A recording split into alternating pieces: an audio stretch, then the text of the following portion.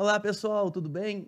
Nós estamos mais uma vez aqui com o Divirta-se, o nosso podcast semanal de dicas culturais aqui do Portal Uai. Meu nome é Lucas Lana Rezende, eu sou jornalista de cultura do Estado de Minas e do Portal Uai, e hoje eu estou com a Ana Raquel Leles e a gente vai conversar aqui com a Iobami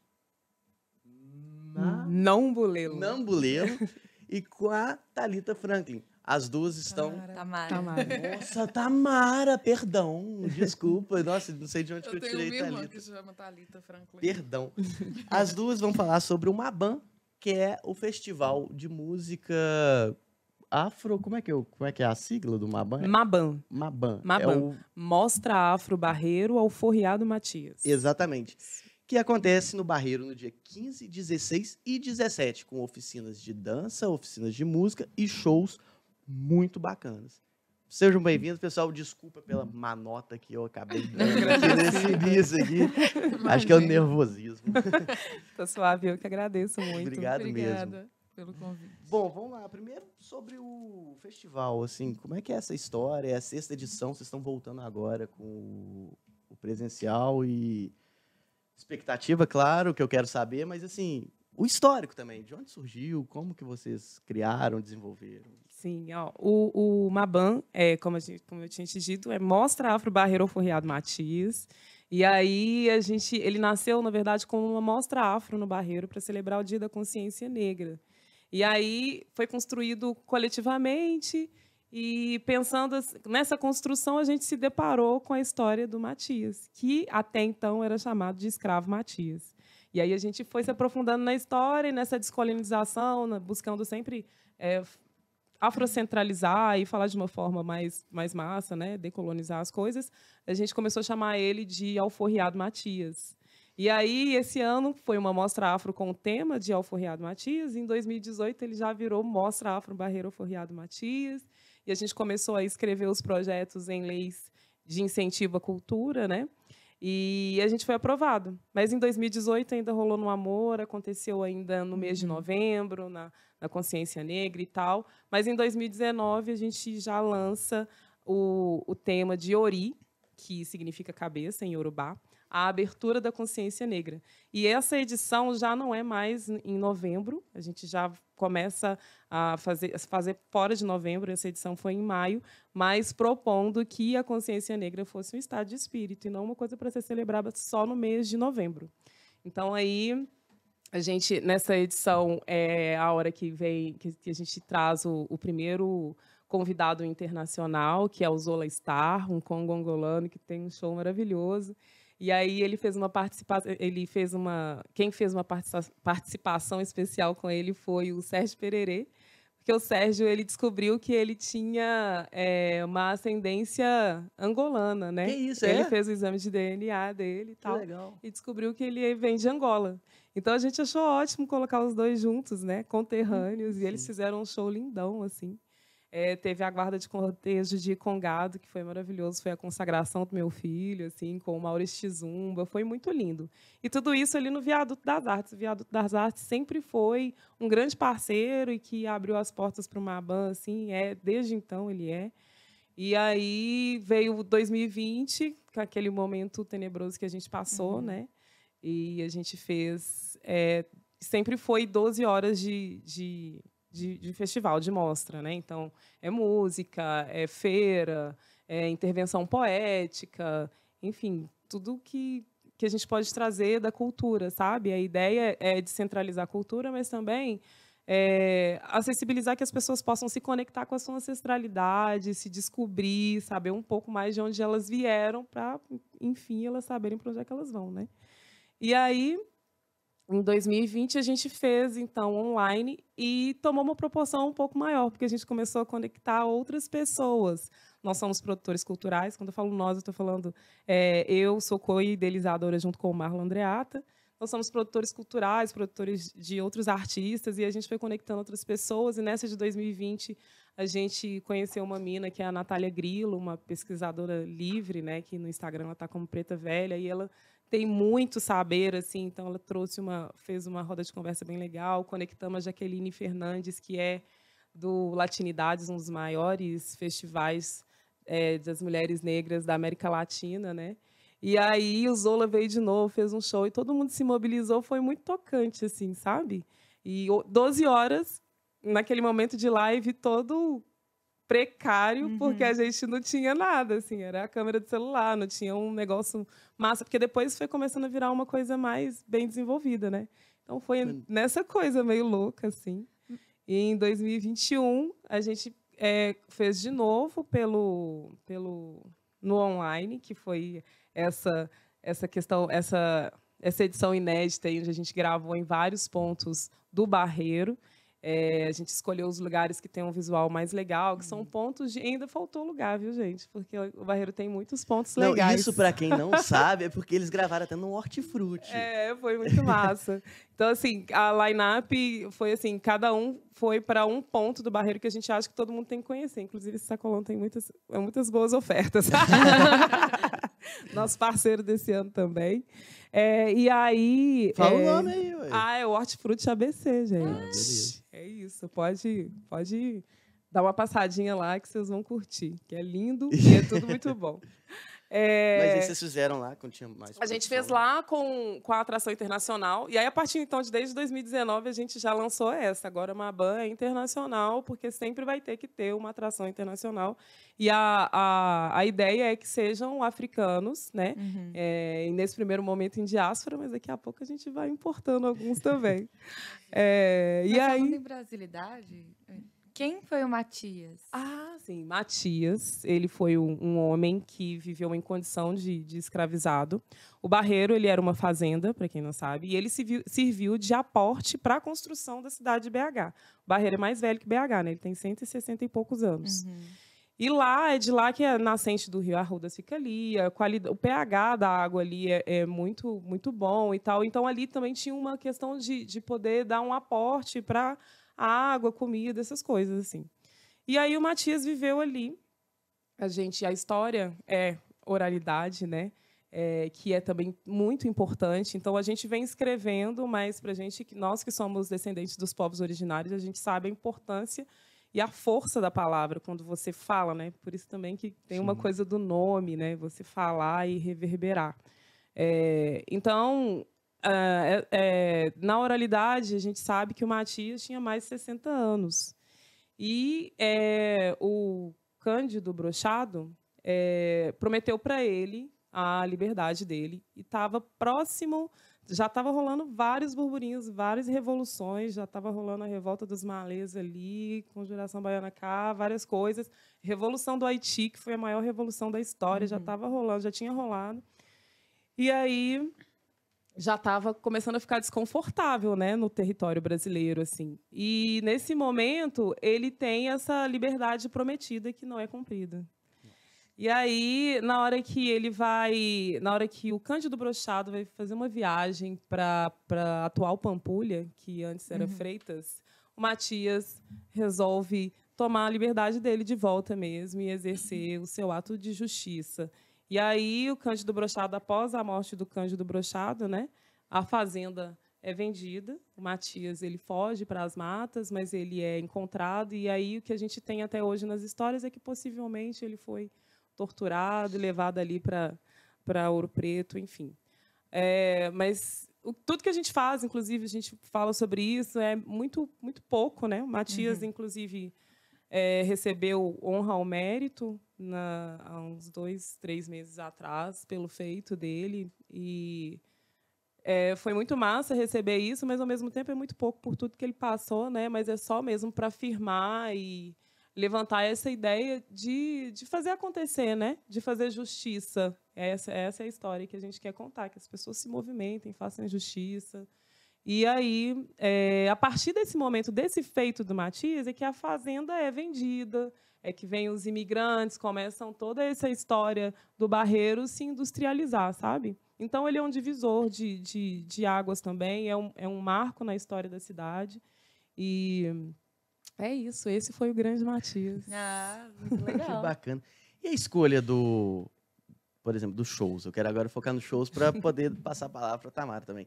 Como que vocês escolhem os artistas que vão participar? Tem a atração internacional, que a partir do momento que se tornou um evento internacional, aí tem que ter agora sempre, né? Tem que ter. Mas assim, como é que vocês fazem a escolha de esse vai, esse aqui não? É sempre muito difícil, porque a gente quer chamar todo mundo para todas as edições. Mas, porque são muitas, né? A gente tem muita gente massa, assim.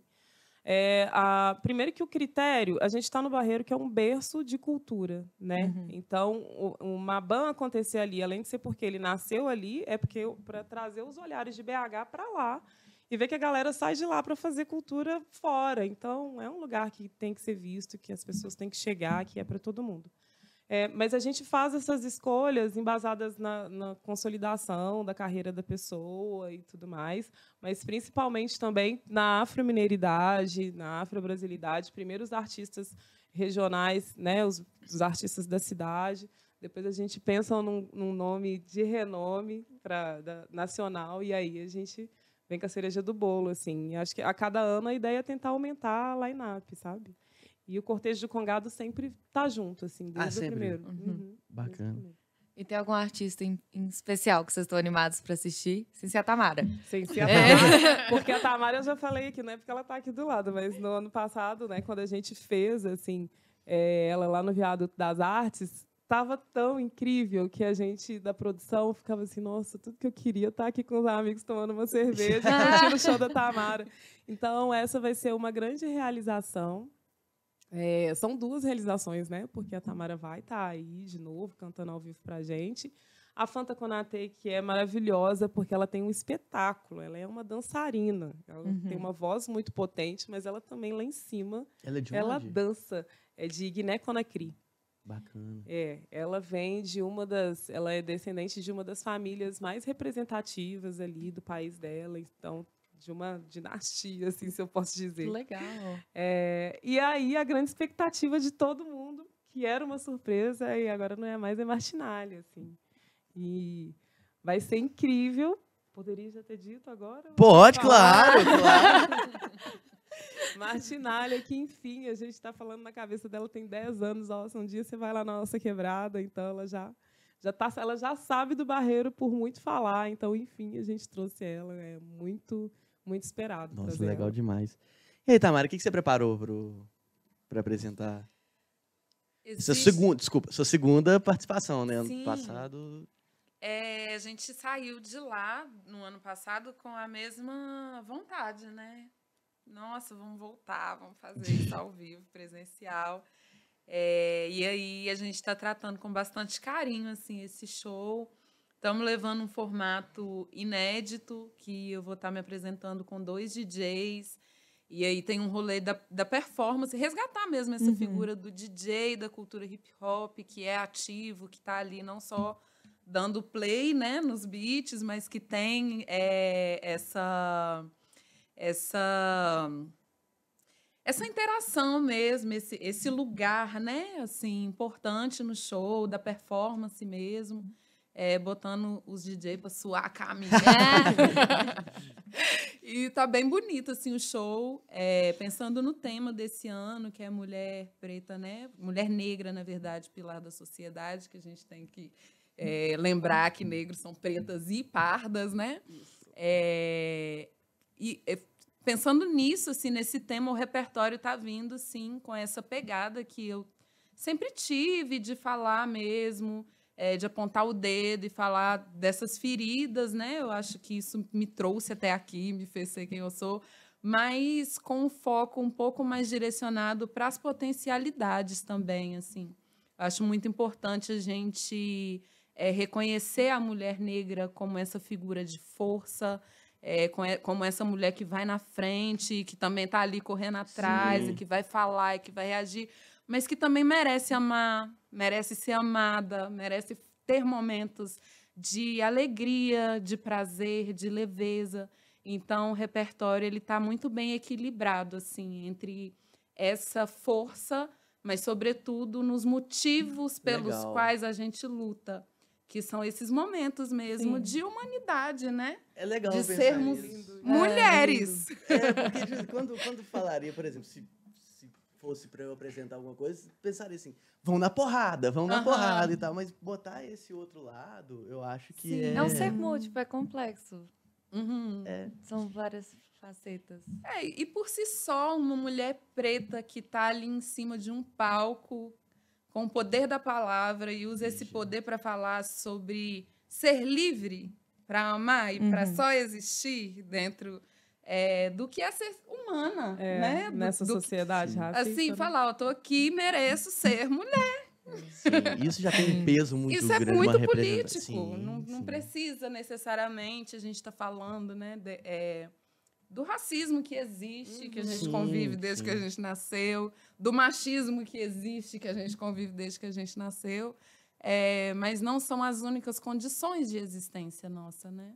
São 2 recortes da nossa existência. Muito bacana. E tem vários outros, assim. E como é que foi sua história com o hip hop, com o rap? Porque você estava me contando que foi uma coisa muito interessante, que era passando pela rua, ouvindo o pessoal que se reunia para ouvir. E aí, exatamente. Isso. Não só, mas e você falou assim, caramba, eu quero isso. E depois você descobriu que você já fazia algo parecido quando criança. Como é que... Isso foi bem na infância, na verdade. Assim, eu tinha por volta de uns 8 anos, e aí eu tinha esses vizinhos, que para mim eles eram a imagem da rebeldia e da subversão. E eles se reuniam religiosamente aos finais de semana e colocavam o som na rua. E eu ouvia o rap. Na época, o Sobrevivendo no Inferno tinha estourado assim, em todas as periferias do Brasil. Tá entregando a idade aí. Pois e aí, Sobrevivendo no Inferno, ele veio com um discurso que contemplava muito a população preta, a população periférica. E aí, na minha quebrada, não se ouvia outra coisa. E aí, Sobrevivendo no Inferno, mas tinha também ali Facção Central, 509E e tal. E eu achava muito foda, muito interessante o que estava ali, né, sendo dito naquelas letras e a forma com que era dito, porque era um canto mais falado. Sim. Eram letras com uma carga lírica muito mais extensa, né? Porque o rap ele tem essa coisa assim da fala, né? Do discurso em evidência. Então aquilo me chamava muita atenção. Como eu estava dizendo antes, né? Desde que eu fui alfabetizada, eu sempre tive uma relação com a escrita assim muito estreita mesmo, de ser o meu lugar de prazer e de um hobby, escrever coisas que rimam, escrever esses versos. E eu acho que meio... Enfim, eu acho que eu nasci predestinada por esse negócio. Não, você descobriu, você assim, putz, é isso aí, né? Porque é muito indissociável, assim, a minha história de vida e a história do rap na minha vida. Desde que eu me entendo por gente mesmo, assim, essa coisa de rimar. E aí, na minha adolescência, no início da minha adolescência, eu tive contato com outros elementos da cultura hip-hop, entendi que não era só o rap, que o rap é um elemento, que ele existe também separado, né, da cultura hip-hop. Nem todo mundo que é rapper é necessariamente hip-hopper, mas eu tive contato com a dança e fui entender que o break também era um elemento ali do hip-hop e que tinha o DJ, que tinha um grafite e que, sobretudo, tinha uma filosofia que rege isso, né? Uma filosofia... eu faço uma discussão muito, muito atrelada assim, à cultura hip-hop, aos estudos africanos, porque os estudos africanos têm esse enfoque mesmo nas potências, né? Nessa pulsão que faz com que esse povo que foi retirado do seu continente, que veio, que está aí espalhado, né, nas múltiplas diásporas, e que viveu com todos os tipos de limitações, com todos os tipos de violência. O que faz esse povo ainda continuar com essa cultura tão forte? O que faz esse povo ainda ter essa pulsão de resistir e de trazer essa ancestralidade, né? E de reafirmar esses valores orientadores e civilizatórios. Então, a cultura hip-hop ela é um exemplo muito forte disso, porque onde tinha-se gangues ali no Bronx, em 1973, né, contextualizando que é a data de surgimento da cultura hip-hop, e todo tipo de precariedade, fome, problema com droga, roubos, as moradias, né, sucateadas e tal, onde o Estado não chegava, o poder público não chegava, a cultura hip-hop ela se fundou como uma estratégia de resistência para que esse poder da palavra, né, esse poder da oralidade que a Yobami falou, pudesse vencer as limitações mesmo e as opressões. E foi nessa Eu sou época muito suspeita. que... Mas você estava falando antes da gente começar a gravar que surgiram as batalhas, né? Não só Exatamente. que é uma história fantástica que ela estava contando aqui no estúdio. Sim, o África Bambaataa, porque a cultura hip-hop ela já estava acontecendo ali, nos movimentos, né, de rua. Não foi nada pensado assim, vamos fundar uma cultura, não. Já tinha ali o som, a dança, o grafite, o DJ, já estava acontecendo essas festas. E aí o África Bambaataa, que é um dos mestres dessa cultura, ele funda a primeira instituição política da cultura hip-hop, que é a Zulu Nation.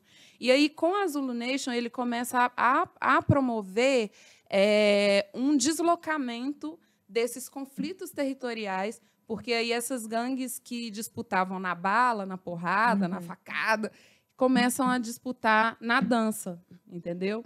Então, eles começam a levantar ali fundos e aí, vocês estão com treta um com o outro, então vamos disputar na dança, vamos ver quem leva esse par de tênis. Vamos ver quem leva essa grana aqui que a gente conseguiu levantar. Vamos disputar na dança e vamos ver quem é que vai levar hoje essa cesta básica para casa. Era mais ou menos essa, assim, a ideia. Isso deve ter reduzido também pra caramba o número de... Sim, os conflitos... O Bronx deixou de ser... Hoje em dia, quando se fala no Bronx, se você faz uma pesquisa ali, né, no Google rapidinho, você vai ver que o Bronx é o berço do hip-hop. Ele deixa de ocupar esse lugar do distrito de Nova York marginalizado, onde a violência se sobrepunha, onde a taxa de mortalidade era muito alta, e passa a ser uma referência mundial de cultura, onde nasceu a cultura hip-hop, que, diga-se de passagem, é um dos movimentos, né, culturais que mais revolucionou o mundo moderno. O hip-hop hoje ele está presente na moda, no cinema, muito presente em vários outros estilos musicais, né, várias outras linguagens musicais. Então, o trap que a gente estava falando antes. Sim, que é uma outra linguagem do rap e tal. Então, foi algo que surgiu ali, mas que reverbera em todas as periferias do mundo inteiro e que dá voz para jovens das periferias do mundo inteiro e fazendo esse movimento que o Mabam está fazendo, né?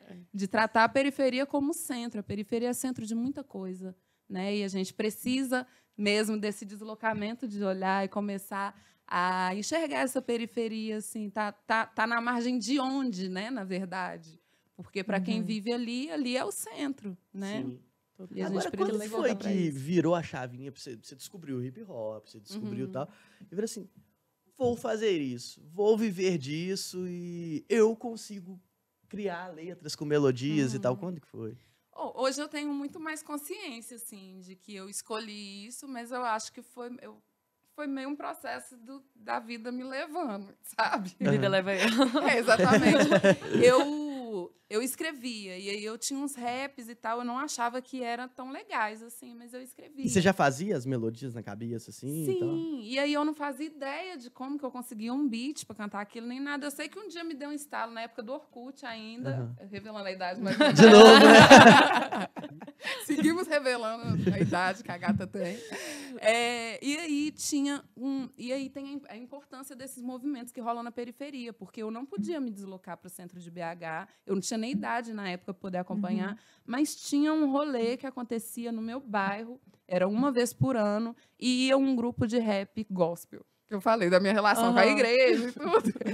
E aí eu procurei esses caras no Orkut e falei, eu tenho letras de rap, eu quero saber como que eu faço para conseguir tocar. Quem é que toca? Eu não sabia, eu não sabia como é que começava nada. Aí tive a oportunidade de ir estabelecendo esse contato. Depois eu descobri que eles tinham um movimento no centro, e aí depois de uns anos, assim, que eu fiquei mais velha, que minha mãe já me deixava sair sozinha de casa. Você podia vir. Aí eu vinha, tinha nesse rolê que chamava Gueto Gospel na época. E muito interessante, porque exatamente nessa época, as casas de show de BH que acolhiam o rap tinham se fechado. Então, a gente tinha o duelo de MCs ali debaixo do viaduto, que eu comecei a frequentar, e tinha o Gueto Gospel, que não necessariamente quem frequentava o Gueto Gospel era gospel de verdade. Isso que eu ia te perguntar, porque tipo assim, era louvores que o pessoal ia cantando? Não, era um culto, gente. Era um culto dentro de uma igreja, mas era uma coisa muito louca, porque a galera usava o espaço da igreja para fazer rap. E, realmente, essa galera que organizava era gospel. E não necessariamente as letras tinham a religiosidade. Alguns grupos, sim. O que você tá falando tá vindo um pouco na minha cabeça o Kanye West, assim, que ele usa um pouco do gospel, mas fala de várias outras coisas. Porque o rap é muito democrático, né? Então, se você tá num momento de vivência sua, ou seja de fé, ou de qualquer coisa, o rap acolhe. Você botou em cima, transformou em rima, botou em cima de uma batida. E eu acho que tem muito mais a ver com quanto o que você tá falando na sua rima é genuíno do que... isso é gospel. Tem umas coisas que eu acho bem problemáticas, assim, na verdade. Mas desde muito cedo eu aprendi a enxergar o rap como rap, assim, livre expressão da pessoa, seja de fé, seja do que ela vive ali no cotidiano, dentro da periferia. Tem então, do coração sim, mesmo, sim. Então tinham esses grupos que traziam essa coisa da fé cristã e tudo, mas que também estavam tratando ali de questões sociais, de questões raciais. Tinha uns outros que preferiam ficar só na fé, tinha outros que preferiam ficar só mesmo no rap, pelo rap. Mundano. Mas era um movimento ali que acontecia. E era muito louco, porque era um rolê que acolhia as favelas. Tinha um ônibus que ia da Vila Castanheiras. E era muito doido que, às vezes, os caras do movimento mesmo, do crime, chegavam e falavam... pastor, moca minha arma aí pra mim, que eu quero dançar no meio da roda. Sério. Às vezes, eu vi muitas pessoas que superaram, inclusive, trajetórias com crack, assim. Que camarada massa, que entrava na roda pra dançar e, às vezes, o cachimbo caía do bolso, assim. Caramba. A gente ficava naquela situação e hoje o cara é super bem sucedido, é um artista que trampa. Então, tinha essas experiências, assim. E falando da dança, o que eu ia te perguntar era exatamente isso. A dança, a pintura, também são formas de linguagem, são formas de se expressar, é uma forma de falar. Sim. Vocês veem isso também, dessa manifestação? Total. Inclusive, a dança dentro do hip-hop, ela é dança africana, se você for olhar, porque quando você pega os movimentos, né, a conexão da cultura africana com a dança. Primeiro que as crianças elas já começam a receber ali um ensinamento. Se você vê as crianças em África dançando, tem toda uma inteligência já corporal ali dos movimentos. É muito incrível. Muito incrível, muito natural, assim. E aí, a dança dentro, por exemplo, da cultura europeia, ela tem um direcionamento à levitação. Se você for olhar o balé, é uma coisa meio que sai do chão e tal. A dança dentro de África, ela volta para o chão. Ela tem essa conexão com a terra, assim. Mesmo quando se tira os pés do chão e se tem saltos, você volta sempre para a terra, essa coisa do aterramento mesmo, o ritmo, né, muito presente. E quando você vê o hip hop, ele reproduz isso. Porque quando você vê um break, o cara começa aqui em cima, o footwork, aí vai jogando, daqui a pouco ele tá igual um enceradeiro. E é muito bonito, assim, ver o quanto que isso é ancestral, mas é contemporâneo, porque são movimentos muito... Como é que desenvolveu, urbanos, né? E tá muito aqui no hoje, e ao mesmo tempo remonta a uma ancestralidade muito antiga, algo muito milenar. Você dança? Mesmo. Atualmente nem tanto. Dança, sim. Você dança também? Quem olha as redes sociais de Tamara sabe que ela tem a malemolência. Mas igual a enceradeira também, não. Sendo modesta? Tá sendo modesta. Porque eu sou de uma época, assim, porque a dança... Tem isso também, assim, que as linguagens vão evoluindo, igual a gente volta no trap de novo. Tinha o rap, que era o boom bap, aí vem uma outra linguagem, que é o trap. Na dança, a mesma coisa. Então, Já não, se eu chegar na festa hoje fazer os movimentos que eu fazia quando eu dançava, eu Ih, sou a Nutella, tiazona do vamos rolê. falar assim, né? Não, aí já não é nem Nutella, eu sou a tiazona do Ah, é a rolê. tiazona? A tiazona. E ela Os já, pais ela já tão- delatou a idade dela 3 vezes. É o viaduto debaixo o hip hop do O viaduto. Orkut. O Orkut. Orkut. E agora tiazona. o tiazona. Não, e o Racionais. Racionais. Olha, Bárbara, e que sua experiência com o hip hop?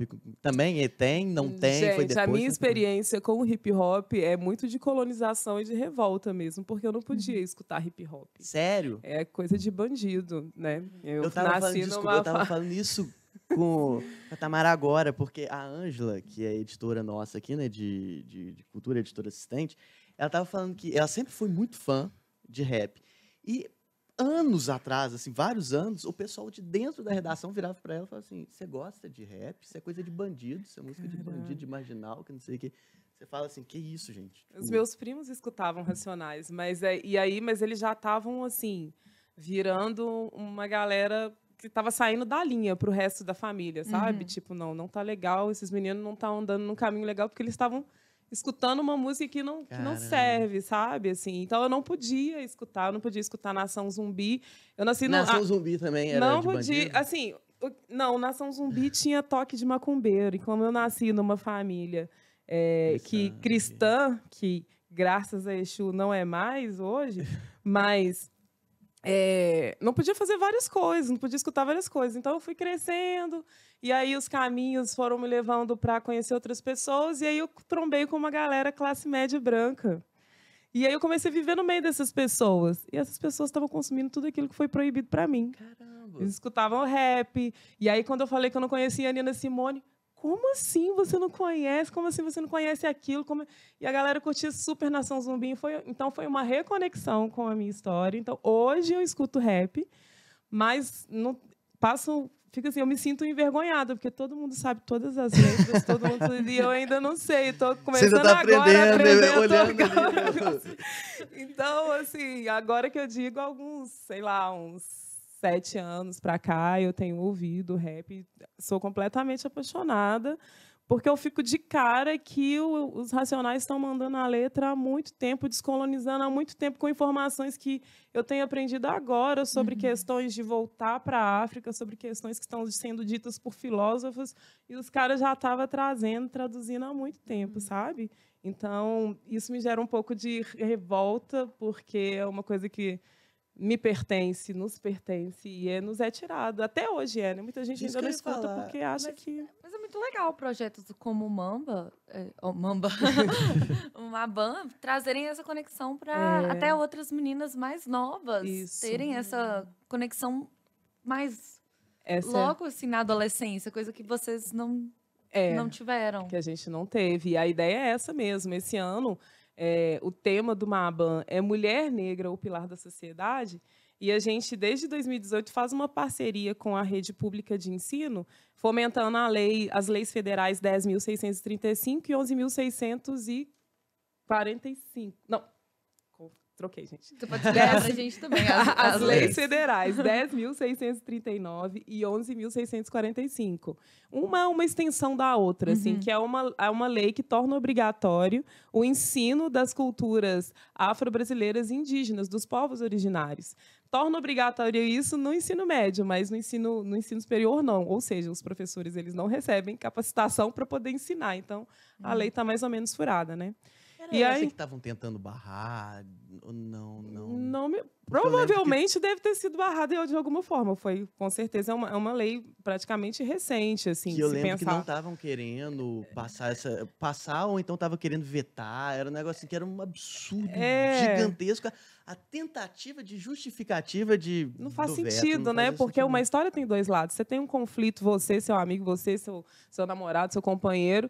Tem os dois lados para contar, não importa. E a gente está ouvindo só o lado da história branca. Sim. Não tem o lado dos povos originários. E aí a gente... E uma história criada também, Uma né? histó- Convenhamos, porque... cheio de poesias. Tão bom para escrever roteiros. Mas a gente tem aí uma infância toda retalhada porque você acha que você é descendente de escravos, tá? Até o jeito de falar tá errado. Nós somos descendentes de agricultores, de matemáticos, de astrólogos, de médicos, de arquitetos, sabe? A gente que ensinou a galera a ler, que trouxe toda essa cultura, vem de África, né? O berço está lá, toda a humanidade. Então, assim, e isso não é dito. Então, quando a gente faz essa parceria com a rede pública de ensino, a gente vai lá, leva uma palestra, conecta os meninos, fortalece a autoestima deles, sabe?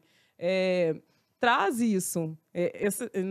Nesse ano mesmo, a gente já vi que a galera curte o Racionais, porque eu falei, e aí, vocês estão escutando? É isso que falaram, falando, já estou aprendendo e falando para os outros aprenderem também, né? E a galera fala, eu escuto. Ótimo, então escuta de novo para ver se você vai saber, está entendendo o que ele está falando. Que legal. E quem não escuta, escute também. E aí essa proposta de fomentar, a gente leva pessoas para poder contar a história, professores para contar a história. E tem uma exposição fotográfica, porque a gente faz uma parceria especificamente com uma escola do Barreiro, que é o POINT, Polo de Educação Integrada. E ele usa um método, acho que chama método da ponte, assim, que não tem... A sala de aula não é mesa e cadeira. Os meninos estudam matemática lá na horta, lá na quadra, uma coisa mais... progressista, sabe? É bem legal, assim. E não tem uma grade também, igual quadradona, igual as quadradona. escolas, né? Os meninos escolheram, assim, o uniforme deles. Eles ficaram muito de cara porque os meninos escolheram o uniforme cinza. Eles poderiam escolher qualquer cor. Então, assim, eles já estão tão moldados, né? Que alguns já vieram de outras escolas, estão tão moldados que até para sair da caixa é muito complicado. E aí, lá tem aula de fotografia. Então, a gente propõe todos os anos um tema para eles tirarem as fotos, e aí a gente levava isso para o Viaduto das Artes, que é uma galeria de arte do Barreiro, assim, que todo mundo tem que ir também, porque é incrível. Uma galeria que, de fato, está debaixo do viaduto, você nunca vai pensar. E uma estrutura muito massa. E aí, esse ano, a gente vai fazer a Galeria Mabam mesmo, assim, lá na rua, um paredão, assim, com as fotos, onde esses estudantes vão trazer as mulheres que são pilares das suas vidas. As mulheres pretas que são pilares das suas vidas. Então, tem desde de mulheres mais velhas, senhoras idosas, como as meninas novinhas também, que são pilares uma para outra, sabe? E tem tudo a ver com o tema que é deste ano. Tudo a ver.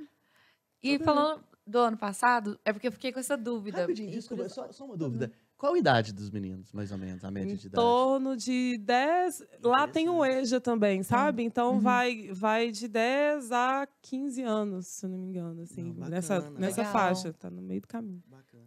Pode falar. Desculpa, era só porque eu fiquei com isso na cabeça. Será que é criancinha? Será que é... Mas tem como a gente ver as performances no ano passado? Tem. As performances do ano passado tá no YouTube do Mabam Festival. E chama Mercado Africano, África escrita com K. Do África de Kemetic mesmo, assim, né? Então, é Mercado Africano com K e vai estar lá às 3 horas, quase 4 horas de festival, assim, com intervenções poéticas muito incríveis. A gente tem o Itza fazendo um break na laje da casa dele, assim, com a vista para o Barreiro maravilhosa, muito incrível. E tem o Sérgio Dias também, que ele abre os caminhos de fato com um poema muito maravilhoso para Exu, assim, passando pelo pontilhão, e você vê os dois, que é um visual muito bonito, sabe, da Serra do Rola Moça. Então, vai contrapondo mesmo. Tem música e poesia ao mesmo tempo, sabe? Tá muito bonita essa edição. Muito legal. Que legal. Então, assistam. Assistam. Não só do ano passado, mas esse ano também. Essa que você falou agora é desse ano ou é do ano passado? Nossa, do ano passado, 2021. E desse ano vocês vão gravar também para rápido. disponibilizar no YouTube? A gente vai tentar colocar algumas coisas. A gente não sabe se vai conseguir colocar cobertura total ainda. Estamos pensando nessas possibilidades. Mas vai ter alguma coisa disponível depois do evento. Não vai ter uma cobertura na íntegra, ao vivo e tudo mais ainda não. Bacana. Né? Bom, só para perguntar, porque realmente eu sou muito fã. Martinalha. Você está falando que foi 10 anos de conversa com ela. Como é que foi isso aí? Porque o meu companheiro, ele sempre trabalhou com a Martinalha. Sempre não, né? No início da carreira dele com música e produtor musical, ele começou como o hold da Martinalha, e aí virou produtor ali dela. E nesse caminho todo, dessa construção de amizade mesmo e tal, ele sempre vem contando, porque todo lugar que o Big vai, ele tá falando do Barreiro. Qualquer lugar. Tá lá na Europa, ele tá falando do Barreiro. A minha quebrada é assim. E aí todo mundo fica, né? Inclusive tem um vídeo dela que ela fala assim, pessoal, eu vou estar lá em Barreiro, porque aí a gente fala isso. É no Barreiro ou em Barreiro. Então a gente sempre falando da construção e a Martinalha, a gente olhou outro dia, assim, conversando com ela e tentando trazer os pontos que tem de conexão, assim, para fazer uma troca. E a gente descobriu que como ela é de Vila Isabel, né? Vila Isabel, eu acabei descobrindo que é uma vila, uma região que foi criada ali no período da abolição, por um abolicionista, mas leva um errôneo nome de Princesa Isabel, né, que não foi abolicionista nada, mas tem uma conexão porque o Barreiro também é terra de abolicionista, terra de Matias, né? E é um berço de grandes nomes, como Martinalha lá em Vila Isabel e Vanderly aqui, que também ela ama Vanderly. Então, foi essas conexões, ela descobrindo essas coisas. Vanderly de lá, ela canta uma música dele e tal. Então, já tem uma conexão, tem uma expectativa não só da nossa parte, tem uma expectativa dela de entender o que é isso, né? Que a gente fala tanto, né? Que lugar é esse? E é isso. Eu acho que vai ser lindo demais. Poxa, com que certeza. delícia. Eu esqueci de falar uma coisa, então eu vou pegar todos vocês de surpresa. Ok. É uma surpresa para os três. A gente tem uma brincadeira aqui que é para indicar alguma coisa cultural, seja um livro, uma música, qualquer coisa que vocês queiram. E é isso, o jogo. Tá. Eu vou começar, então. Beleza, tá, deixa eu ver aqui. Beleza, porque alguém fala assim, qual que é a sua comida preferida? Ou então, qual que é a música que você mais gosta? E você fala, cara, eu não gosto A de gente tava nada. falando antes de gravar, eu tava falando com a Tamara, sobre improviso. Que ela tava falando que tem dificuldade, eu também. Nossa, Então, e- tanto é que na hora, ela virou assim, vocês vão falar de improviso. Eu falei, nossa, agora vai me dar um branco aqui. Começa, pelo amor de Deus, que faz um X aqui. Não, é só uma indicação cultural. Eu vou no clichê, mas é um clichê assim que a gente tem que reforçar, porque vão no cinema, assistam Arte 1, porque esse filme, assim, divino, sensacional, maravilhoso. Valorizem o cinema mineiro.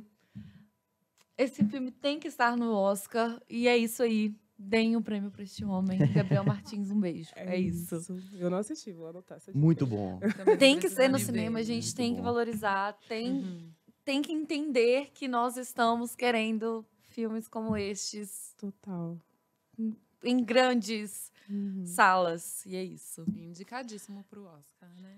Tá, representando o Brasil, É. hein? Vamos levar essa, vamos levar. orgulho. Aqui a gente Salve, tá fazendo Gabi. torcida. Eu lembro que Famoso de contagem pro mundo. a gente fez uma entrevista com o Gabriel, mas foi pro jornal.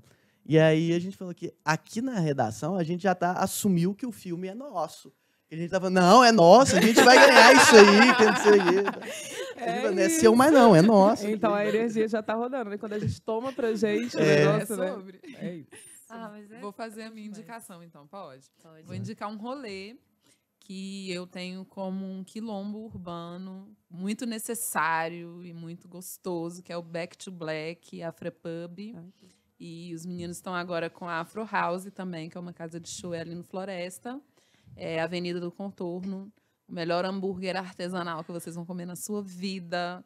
Tem chopp, tem música boa, o espaço é lindo. Back to Black Afropub. Um beijo Back to pros Black gatos. Afropub.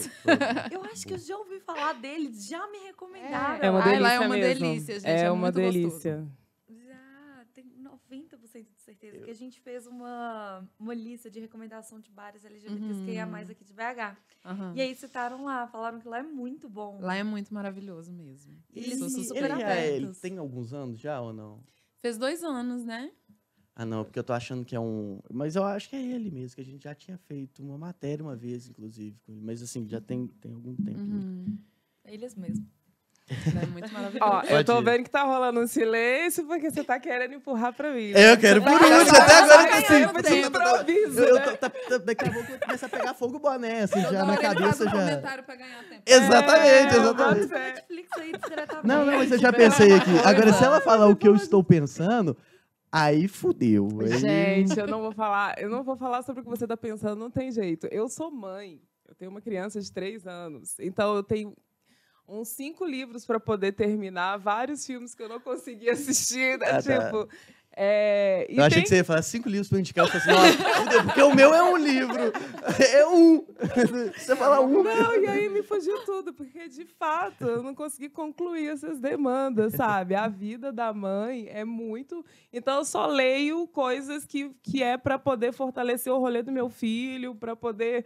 E aí, como é que eu vou ser uma pessoa melhor, sabe? Então, preciso assistir tudo isso, tá tudo na minha lista, tá tudo... E de vez em quando apareço lá desses 2 anos, eu fui umas 2 vezes, assim, e uma delas foi a trabalho. Mas, assim, bom, eu vou fazer 2 indicações. Uma que já era clichê mesmo, que todo mundo sabe, mas eu preciso fazer o merchan aqui, que o Mabam vai ter o Cantinho do Herê. Então, para todas as legal. mães, levem seus filhos curtir esse festival, porque é importante falar também, abrir esse parêntese, que é um festival, viu, gente? A gente está fechando uma avenida enorme, com palcão, estrutura de grandes festivais. A gente está contratando os mesmos fornecedores dos grandes festivais de BH. Então, é isso, é para passar o dia. Tem o Espaço Natura, onde vai ter lá os puffs para a galera se jogar, recarregar a energia e carregar o celular. É para ficar o dia todo. Então, para não deixar as mães de fora, tem o Cantinho do Herê. Então, a minha indicação vai para todo mundo, mas vai também para as mães. E aí tem um livro que é o Por que Gritamos, que é de comunicação não violenta, sabe? Que eu acho que todo mundo pode ler, né? Não só as mães, mas é como que a gente pode se comunicar melhor. Também, para quem tiver o interesse, né, entender sobre essa questão da criação de um ser humano, né? E você começa a desmistificar e também curar a sua criança, quando você vai percebendo como que a gente se comunica com as crianças, como que se comunicaram com a gente, e aí a gente acaba trazendo isso para o mundo hoje, sabe? Essa é a minha indicação. Legal. Legal. Bom, eu vou numa clichê, mas que eu acho que é muito importante, fundamental, principalmente nesse assunto que a gente abordou aqui hoje, que é o livro Torto Arado, né, do Itamar Vieira Júnior, que foi vencedor do Jabuti de 2020, se não me engano, que eu acho que vai muito nessa onda assim dos negros mesmo, assim, do quanto eles foram silenciados, a metáfora da mulher que não tem uma língua, né, que ela não fala, que é a outra que tem que falar por ela. Então, assim, é fantástico, é um livro assim que eu acho que todo mundo mesmo, todo brasileiro precisa ler. Que foda. É isso. É isso. Eu Muito amo bom. aquela capa daquele livro. Eu só namoro a capa. Tá na lista. dos que eu quero Muito ler, bom, viu, muito gente? bom. Não, mas você já contou que tem a lista de coisas para fazer. É, mas tá assim. ainda mais sendo mãe, então, né? Então, Você é difícil. mãe e produtora cultural. Olha que loucura que eu fui arrumar, gente. É muita aventura. É muita gente. Ô, gente, no mais é isso, né? Ai, Muito que obrigado pena que mesmo por acabou, estar tá aqui. tão Espero que tenham obrigada. gostado. E para você de casa, semana que vem a gente vem com mais 2 ou 1 ou vários convidados, né? Depende da programação aqui de Belo Horizonte Cultural com dicas no Divirta-se. Um grande abraço, até mais.